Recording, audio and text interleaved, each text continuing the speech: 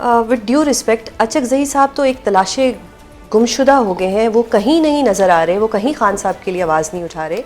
Opposition leader हैं, अगर सुहेल अफरीदी साहब उनके कॉल का वेट कर रहे हैं या उनकी तरफ से इंस्ट्रक्शंस का वेट कर रहे हैं तो वो तो कहीं नज़र नहीं आ रहे। बरदान जलसे में भी सुना गया कि वो नाराज़ हैं, अब ये भी नहीं पता कि मानसेरा वाले जलसे में वो जाएंगे या नहीं, बट ये एक पब्लिक इंप्रेशन आ चुका है कि अचकज़ई साहब कहीं नज़र नहीं आते इमरान खान। पिछले दिनों तो अचकज़ई साहब लाहौर में मौजूद थे, वहाँ पे उन्होंने एक्टिविटीज़ भी की सियासी, वहाँ पे उन्होंने तहरीक इंसाफ के जो तंजीम में ओहदेदारान है वहाँ भी मुलाकाती हुई, उनके तहरीक तहफ़्फ़ुज़ आईनी पाकिस्तान के बैनर के अपनी कुछ सियासी एक्टिविटीज़ थे उसको लीड किया। बिल्कुल उनको एक मुस्बत रोल प्ले करना पड़ेगा, एक वाइब्रेंट रोल प्ले करना पड़ेगा नेशनल असम्बली के अंदर, क्योंकि वो लीडर ऑफ अपोजिशन है और तहरीक इंसाफ की वजह से ही वो लीडर ऑफ अपोजिशन है। इमरान खान साहब ने उनको नामजद किया, तहरीक इंसाफ के MNAs ने उनको वोट दिया, 5 महीने उनका नोटिफिकेशन रुका रहा। फिर अफरीदी साहब ने जब स्ट्रीट मूवमेंट चलाई, एक प्रेशर बढ़ा, तो उसकी सूरत में हमें 2 नोटिफिकेशन मिले, अलामा नासिर साहब का और अचकज़ई साहब का। बिल्कुल उनको वाइब्रेंट रोल प्ले करना पड़ेगा। जहाँ तक मर्दान के जलसे की आपने बात की, तो मर्दान का जलसा जो है वो इमरान खान साहब के हिदायत के मुताबिक ही मुनक़िद किया गया था, क्योंकि 9 अप्रैल का जलसा हमने इस रियासत पाक की खातिर कैंसिल किया और जब भी ऐसा कोई मौका आएगा हम रियासत और पाकिस्तान के साथ खड़े होंगे। फिर उन्होंने की हिदायत दी खान साहब की, आप 10 दिन के अंदर खैबर पख्तूनख्वा में जलसा करें। तो पॉलिटिकल कमेटी ने यह फैसला किया 19 तारीख का और मर्दान के मकाम का उनको बुलाया गया। उनकी कोई ज़ाती मसरूफियात वो शरीक नहीं हो सके, दोनों को एक दूसरे पर कम्प्लीटली एतमाद है। अफरीदी साहब की भी मुलाकात हुई है, हमारी गौहर साहब की उनसे मुलाकातें होती हैं, सलमान अकरम राजा साहब उनसे इन कॉन्टैक्ट है, वो जो भी फैसला करेंगे तहरीक इंसाफ उनको बैक करेगी। लैक ऑफ कम्युनिकेशन जो हमें PTI में नज़र आता है, गौहर साहब का एक अपना मौक़िफ़ होता है, सलमान अकरम राजा साहब कुछ और कहते हैं, आपके अंदर से आवाज़ें आ रही हैं कि हम जिससे पूछते हैं वो अगले पे डाल देता है।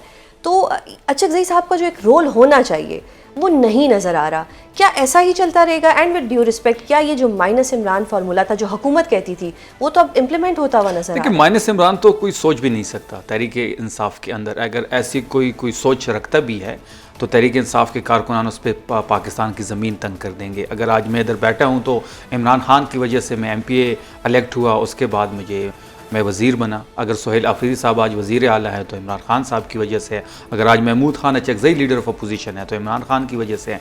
हमारे जितने भी सेनेटर्स हैं, मेंबरान कौमी असम्बली हो या फिर सूबाई असम्बली हो, तमाम तर लोग इमरान खान साहब की बदौलत यहाँ पे पहुँचे हुए हैं। तो माइनस इमरान ना हमें कबूल है, ना हम करने देंगे, ना हमारे कारकुनान करने देंगे। अचकज़ई साहब के जो आप लैक ऑफ कम्युनिकेशन की बात कर रहे हैं, देखिए लैक ऑफ कम्युनिकेशन नहीं है, लेकिन देखिए हमारे पास गलती की गुंजाइश भी नहीं है, हमारे पास ऑप्शंस भी कम है। हम चीज़ों को बड़े गौर से देख रहे हैं, एक सोच डेवलप हो रही है कि जो भी इस बार हो वो नतीजा खेज़ हो, और हम भी ये चाहते हैं कि इस बार जो भी हो वो नतीजा खेज़ हो। उसके लिए जो भी कुर्बानी देनी पड़ी कुर्बानी वहीं देंगे, गवर्नमेंट की कुर्बानी हो, हमें ये इक़्तिदार हमारी मजबूरी नहीं है, क्योंकि हम रिसीविंग एंड पे हैं, हमारे पास कोने को कुछ भी नहीं है। कम्युनिकेशन का गैप नहीं है, दोनों को एक दूसरे पे एतमाद है। देखिए भरपूर प्लानिंग करेंगे इस बार, जो भी करेंगे, जो भी ऑप्शन पिक किया जाएगा, पिंडी की तरफ जाना हुआ, डेफिनेटली तमाम। देखिए मैंने आज भी सुबह एक बात की कि अगर हम तमाम लोग एक पेज पे होंगे, हमारी लीडरशिप, अचकज़ई साहब, हमारे वर्कर्स, हमारा सोशल मीडिया का जो हमारी ताकत है वो हमारे साथ एक पेज भी होगी तो हम डिज़ायर गोल हासिल कर लेंगे। अगर हमारी लीडरशिप के अंदर कोई एक ऐलान करेगा, कोई दूसरा ऐलान करेगा और अपनी अपनी 1.5 फुट की हम अपनी मस्जिदें बना लेंगे तो फिर जो डिज़ायर गोल्स है वो हम अचीव नहीं करेंगे। ये जंग बहुत बड़ी जंग है, ये इस निज़ाम को तब्दील करने की जंग है, सिविल सुप्रीमेसी की जंग है, पार्लिमान के अंदर भी और बाहर भी। इसके लिए भरपूर तैयारी करनी पड़ेगी जो इस वक्त तहरीक इंसाफ की क़यादत कर रही है। अच्छा, अगर मैं ओवरऑल PTI की बात करूं, पंजाब का जो इस वक्त इशू है, पंजाब से कोई नहीं निकलता, जो भी रीज़न है, फस्तायत ज़्यादा है या वहाँ पे लीडरशिप का कोई फुकदान है या जो भी रीज़न है, ये किस तरह से आप लोग कोऑर्डिनेट करेंगे? क्योंकि सिर्फ KP निकलेगा इससे भी मसला हल नहीं हो सकता। सिर्फ KP से बात नहीं बनेगी, पंजाब को निकलना पड़ेगा, बल्कि चारों सूबों को निकलना पड़ेगा। लेकिन पंजाब सबसे बड़ा सूबा है, सबसे ज़्यादा आबादी है। पंजाब की डायनामिक्स ऐसी है कि आप सिर्फ पंजाब को अगर जीत भी जाए तो आप प्राइम मिनिस्टर इलेक्ट हो जाते हैं। तो पंजाब में हिलजुल बड़ी ज़रूरी है, वहाँ पे मजम्मत होनी चाहिए। बिल्कुल मैं मानता हूँ फसादियत है, बिल्कुल मैं मानता हूँ बर्बरियत है। ये मरियम सफदर की जो गवर्नमेंट है वो हर हद तक जा रही है, हमारी इवन जो आम वर्कर है उसकी चादर चारदीवारी का तकद्दुस पमाल हो रहा है। लेकिन दूसरी चीज़ मैंने आज एक नोट की कि जितनी हमारी लीडरशिप है पंजाब की, जो मेन ओहदों पे वो तमाम तर रपोश हैं या तो गिरफ्तार हैं, तो हमें अपनी तंजीम को भी असर और नो देखना पड़ेगा। सलमान राजा साहब की जो है ये जिम्मेदारी है, वो बड़ा एक्टिव रोल प्ले कर रहे हैं, वो हर जगह मौजूद होते हैं, वो भी इस चीज़ों पे गौर से देख रहे हैं। तो हम तमाम तर तैयारी के बावजूद जो है जो भी लायमल होगा वो तब बड़ी तैयारी के बाद डू यू थिंक कि सलमान अकरम राजा साहब इज इनफ, बिकॉज उनका कोई पॉलिटिकल एक्सपीरियंस नहीं है, he is a good lawyer. देखिए, सलमान अकरम राजा साहब को जो इस ओहदे पे इमरान खान साहब ने सेलेक्ट किया है, तो उसका रीज़न भी यही था कि वो तो एक ग्रुपिंग का हिस्सा, किसी ग्रुप का हिस्सा नहीं थे, और वो एक ऐसी शख्सियत है जो ग्रुपिंग को मानते भी नहीं और ना उनका ऐसा कोई माइंड है, तो वो एक मौजू बंदा है। लेकिन वो बेचारा मेहनत भी बड़ा कर रहा है। लेकिन वो ये भी कहते हैं कि मेरा ये काम नहीं है। नहीं, देखिए, मेहनत तो बेचारा कर रहा है, फिर अगर जब कोई चीज़ ऊपर नीचे हो जाती है तो सारे लोग उसको ज़िम्मेदार ठहराते हैं।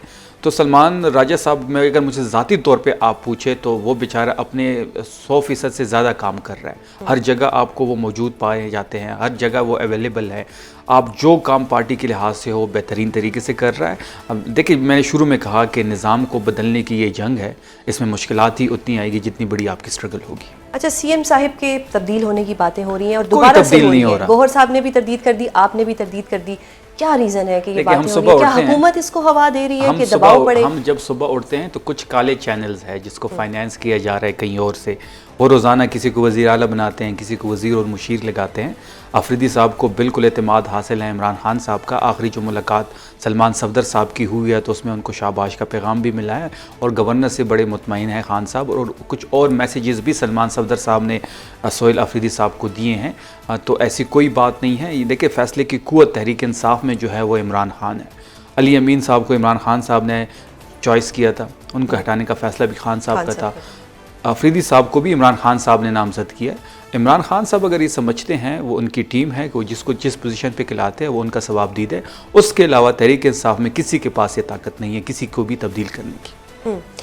ऐसा भी तो हो सकता है कि जितनी तकसीम है पीटीआई में, उसकी वजह से भी इस चीज़ को बड़ी हवा मिल रही हो। नहीं, तकसीम तो कोई वज़ीर आला की वजह से तो नहीं है। मैं तो आपकी पार्टी में ग्रुप्स हैं, बेशक आपके लीडर्स तो देखिए सुजैन ग्रुप्स तो इसीलिए ग्रुप्स बन गए। नहीं, देखिए, ग्रुप्स तो हर पार्टी में होते हैं।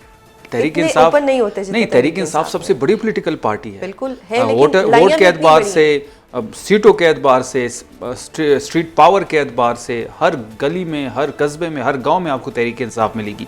बाकी पार्टियां तो कोई 17 सीटों तक महदूद हो गए, कोई सिंध से बाहर नहीं निकल सकता। इवन कराची में उनका कोई मैंडेट नहीं है। एक तहरीक इंसाफ है पूरे पाकिस्तान में पाई जाती है। तो जब पार्टी इतनी बड़ी हो जाती है और फिर पार्टी का सरबराह भी जेल में हो तो फिर ये चीज़ें ऑब्वियस हो जाती है। लेकिन जिस दिन इमरान खान साहब निकलेंगे तमाम चीज़ें इन ऑर्डर हो जाएंगी। अब इस्लामाबाद हाई कोर्ट में खान साहिब का केस भी लगा हुआ है 7 मई को 190 मिलियन पाउंड, जिसमें मेन अपील के ऊपर आर्ग्यूमेंट्स होंगे। आर यू होपफुल के जो आर्ग्यूमेंट्स हैं वो सुने जाएंगे और जो फैसला आप चाहते हैं, कोई मेरिट पे फैसला चाहते हैं, वो आएगा? से कोई उम्मीद नहीं है। 26वीं 27वीं तरमीम के बाद इन कोर्ट्स में से अगर आप इंसाफ की उम्मीद रखते हैं तो ये गलत फहमी होगी हमारी। लेकिन हमारे पास रास्ता भी तो कोई और नहीं है। हमने इन कोर्ट्स के ज़रिए ही सुरखरू होना है, और ख़ान साहब भी ये कहते हैं कि मैं कोर्ट्स के ज़रिए सुरखरू होना चाहता हूँ, मैं किसी डील की तरफ नहीं देख रहा। फिर राना सनाउल्लाह साहब का बयान एक दफ़ा आया था कि खान साहब को 2 दफ़ा डील की ऑफ़र की गई है लेकिन उन्होंने उसको रद्द किया। उसके ऊपर एक तरदीद भी आ गई थी। देखिए, तरदीद करें ना करें वो उनकी मर्ज़ी है, लेकिन सच निकल ही जाता है, और जो सच उनके मुँह से निकल गया बाद में वो तरदीद करते रहे उसकी। हम किसी बैकडोर राब्ते की तरफ नहीं देख रहे हैं। हम नहीं चाहते कि हम कोई बैकडोर राब्ता करे, कोई डील करे। अगर हम डील करते नवाज शरीफ की तरह सऊदी अरब लंदन जाना चाहते तो हम चले जाते। 1000 दिन में जिस तरीके से खान साहब ने जेल काटी है, तस्वीर बंद, नाम बंद, मुलाकात बंद, तभी सहूलत बंद, उसके बावजूद वो डटा हुआ है। इस किस्म की जेल तो पाकिस्तान में किसी सियासी रहनुमा ने नहीं काटी। अगर हम डील की तरफ देखते तो हम पहले कर चुके थे, पर डील की कोई चक्कर में हम नहीं हैं। हम अदालतों से ही सुरखरू होकर निकलेंगे, और जो नाइंसाफ़ियाँ हो रही है, जो बुनियादी हक उसको नहीं मिल रहा, उसके खिलाफ भी तहरीक की तैयारी हो रही है। हमें हमारे जहनों में भी एक चीज़ वाज़े हो चुकी है कि मज़म्मत सड़कों पे होगी तो मफाहमत का रास्ता खुलेगा। सही।